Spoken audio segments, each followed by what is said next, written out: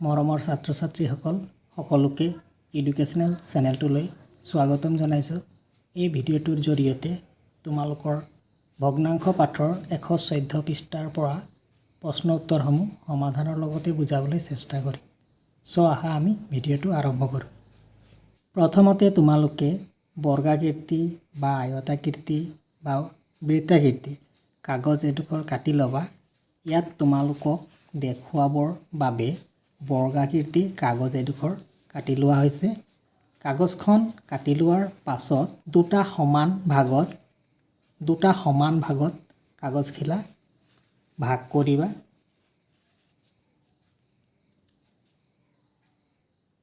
কাগজখিলাত এটা ভাঁজ দি কাগজখিলাৰ সোঁমাজত এটা ভাঁজ দি দুটা সমান ভাগত ভাগ কৰা হ'ল। তাৰ পাছত কাগজখিলাক পুনৰ এটা ভাঁজ এনেদৰে পুনৰ এটা ভাঁজ দিবা।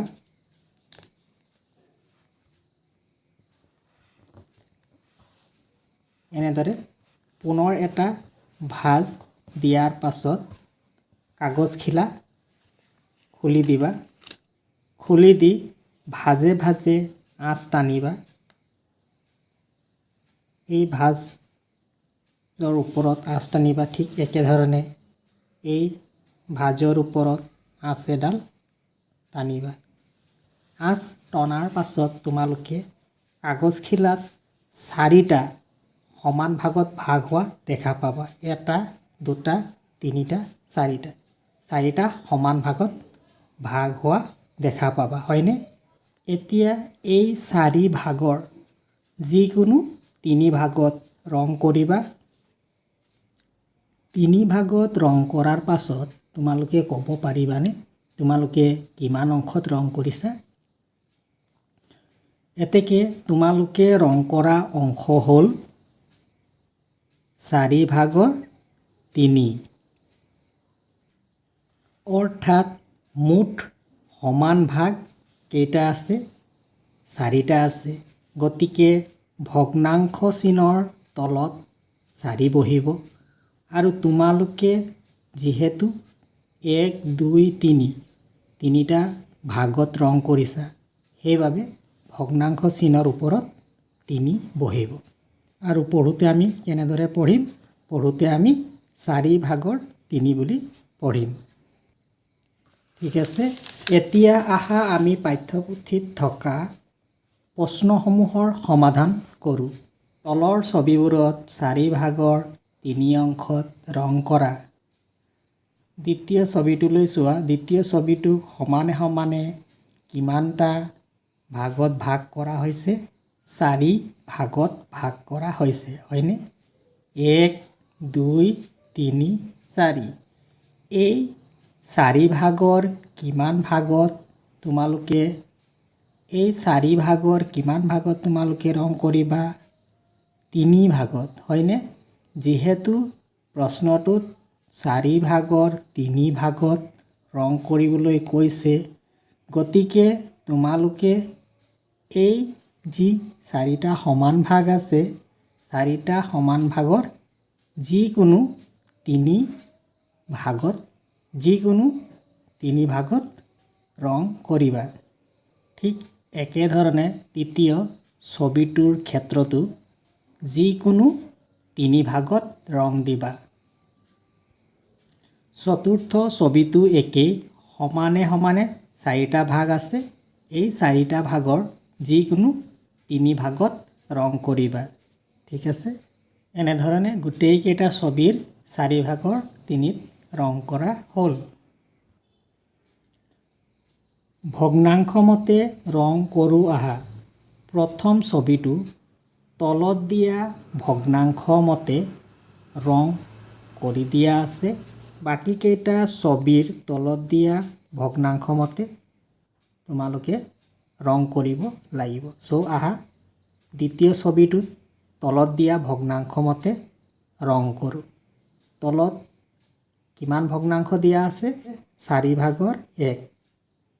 4/1 ভাগত ৰং কৰিব লাগে।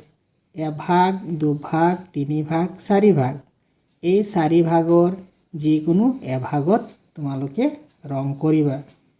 4 ভাগৰ 2 1 2 3 4 4 ভাগৰ 2 ভাগত ৰং কৰিব লাগে। এভাগ 2 ভাগ 3 ভাগ 4 ভাগ। এই 4 ভাগৰ যিকোনো 2 ভাগত তোমালোকে ৰং দিবা। 4 ভাগৰ 3 ভাগ 4 ভাগৰ 3 ভাগত ৰং কৰিব লাগে। এভাগ 2 ভাগ 3 ভাগ 4 ভাগ। এই 4 ভাগৰ যিকোনো 3 ভাগত তোমালোকে ৰং কৰিবা। 3 ভাগৰ 2 3 ভাগৰ 2 ভাগত ৰং কৰিব লাগে। এভাগ 2 ভাগ এভাগ 2 ভাগ 3 ভাগ। এই 3 ভাগৰ যিকোনো 2 ভাগত ৰং কৰিব লাগে। তোমালোকে ইয়াৰ যিকোনো 2 ভাগত ৰং কৰিবা। শেষৰ দুটা তোমালোকৰ বাবে এৰিলোঁ। তোমালোকে শেষৰ দুটাত নিজে তলত দিয়া ভগ্নাংশ মতে ৰং দিবা। ঠিক আছে? তোমালোকে চোৱাচোন আৰু কোৱা এই কাগজ টুকুৰা কি আকৃতিত আছে? বৰ্গাকৃতিত আছে, হয়নে? এতিয়া এই বৰ্গাকৃতিত থকা কাগজখিলা এটা ভাঁজ দি সমানে সমানে দুটা ভাগত ভাগ কৰি লওঁ। দুটা সমানে সমানে ভাগ কৰি লোৱাৰ পাছত বাওঁফালৰ ভাগটোত ৰং দি দিবা। এতিয়া তোমালোকে ক'ব পাৰিবানে কাগজখিলাৰ কিমান অংশত ৰং কৰিলোঁ? 2 ভাগৰ 1 অংশত, হয়নে? কাগজখিলাত ৰং কৰা অংশ হৈছে 2 ভাগৰ এভাগ। এতিয়া চোৱাচোন এভাঁজ কৰা কাগজখনক পুনৰ এটা ভাঁজ দিলে কি হয়? পুনৰ এটা ভাঁজ দি কাগজখিলা মেলি দিয়াত কিমানটা সমান ভাগ দেখা পাইছা কোৱাচোন? যিটো পুনৰবাৰ ভাঁজ দিয়াত যিটো ভাঁজৰ চিন পালোঁ সেই চিনত আমি কলমেৰে আঁচ টানি দিলোঁ। আঁচ টানি দিয়াত আমি কিমানটা ভাগ পালোঁ কোৱাচোন? 1 2 3 4টা, হয়নে? এই 4টা ভাগৰ বাওঁফালৰ যি দুটা ভাগ দেখা পাইছা সেই ভাগ দুটাত আমি পূৰণ চিন দিওঁ আহা। চোৱাচোন এতিয়া কাগজখিলাৰ কিমান অংশত পূৰণ চিন দিলোঁ? এভাগ 2 ভাগ 3 ভাগ 4 ভাগ। 4 ভাগৰ কেই ভাগত পূৰণ চিন দিলোঁ? 2 ভাগত। গতিকে পূৰণ চিন দিয়া অংশ কিমান হ'ব? 4 ভাগৰ 2, হয়নে? গতিকে আমি ইয়াত লিখিব পাৰোঁ পূৰণ চিন দিয়া অংশ 4 ভাগৰ 2। এইবাৰ কাগজখিলাক এভাঁজ দুভাঁজ দিয়াৰ পাছত পুনৰ এটা ভাঁজ দিয়া হ'ল আৰু কাগজখিলা মেলি দিয়াত আমি কাগজখিলা মেলি দি ভাঁজে ভাঁজে যদি আঁচ টানো, ভাঁজে ভাঁজে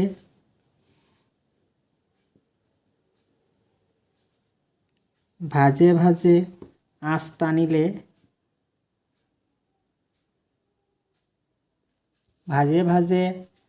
টানিলে আমি সমানে সমানে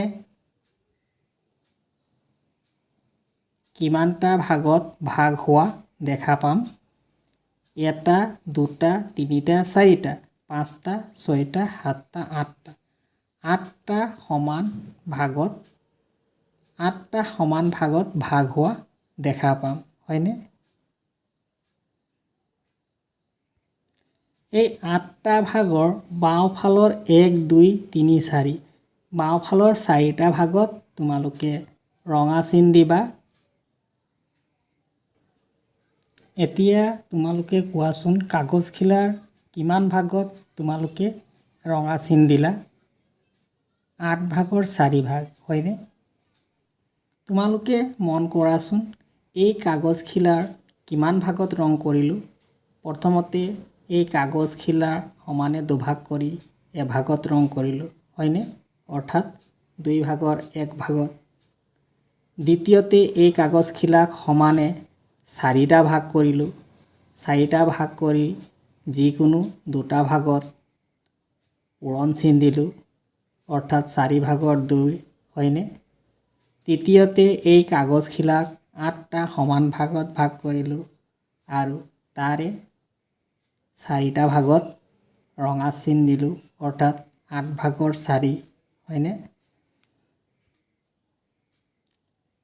ভালদৰে লক্ষ্য কৰাচোন 2 ভাগৰ 1, 4 ভাগৰ 2 আৰু 8 ভাগৰ 4 একেখিনি অংশকে বুজোৱা নাইনে?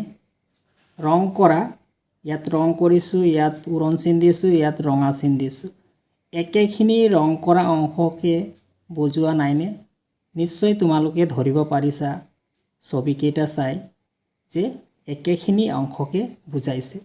অৰ্থাৎ ভগ্নাংশকেইটাত থকা সংখ্যাৰ সলনি হৈছে। সংখ্যাৰ সলনি হৈছে যদিও ভগ্নাংশৰ মানৰ সলনি হোৱা নাই। সেইবাবে ৰং কৰা অংশৰ পৰিমাণ একে আছে। গতিকে আমি ইয়াক লিখিব পাৰোঁ 2 ভাগৰ 1 ভগ্নাংশটো 4 ভাগৰ 1-ৰ 2 ভাগৰ 1 ভগ্নাংশৰ সমান হ'ব 4 ভাগৰ 2 সমান হ'ব 8 ভাগৰ 4। যিহেতু প্ৰতিটো ভগ্নাংশৰ মান সমান, গতিকে 2 ভাগৰ 1, 4 ভাগৰ 2, 8 ভাগৰ 2 এই ভগ্নাংশবোৰকে কি ভগ্নাংশ বুলি কোৱা হয় জানানে? এই ভগ্নাংশবোৰকে সমতুল্য ভগ্নাংশ বুলি কোৱা হয়। এই ভগ্নাংশবোৰকে সমতুল্য ভগ্নাংশ বুলি কোৱা হয়। সমতুল্য ভগ্নাংশৰ এই ধাৰণাটো তোমালোকে মনত ৰাখিবা, পিছলৈ তোমালোকৰ দৰকাৰ হ'ব।